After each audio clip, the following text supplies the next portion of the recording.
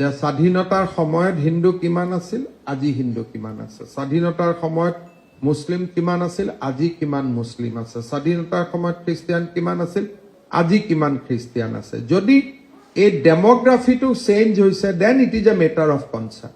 গতিকে এতিয়া ভাৰত চৰকাৰে ফৰেন নেশ্যনেলৰ ওপৰত গৈ আসল পইণ্টত ধৰিছে যে demography should not be change, যিটোৱে মই ভাবো as a result of this committee আমি বহুত ভাল আৰু কাম কৰিব পাৰিম। সীমান্ত এৰিয়াত প্ৰত্যেক বছৰে বছৰৰ NRC বা প্ৰত্যেক বছৰে বছৰে আই কাৰ্ড, প্ৰত্যেক মানে there will be more strict regime might come as a recommendation of this demography committee. তেওঁলোক খুব অৰিড আছে যে সীমান্ত এৰিয়াখিনিত ডেমোগ্ৰাফিটো পৰিৱৰ্তনৰ কাৰণে। যোৱাকালিও হোম মিনিষ্টাৰে ডেমোগ্ৰাফি পৰিৱৰ্তনৰ কমিটিখনৰ লগত মিটিং কৰিছে আৰু আমি অসম গভৰ্ণমেণ্টৰ যিটো ছাজেশ্যন হ'ব, আমাৰ ছাজেশ্যনটো হ'ব যে প্ৰত্যেকটো সীমান্তত থকা প্ৰত্যেকটো পৰিয়ালৰ নাগৰিকত্ব আমি স্কুটিনি কৰিব লাগে ইন এ ভেৰি ক্ল'জ ৱে। এইবিলাক কাগজ পত্ৰ নহয়, একদম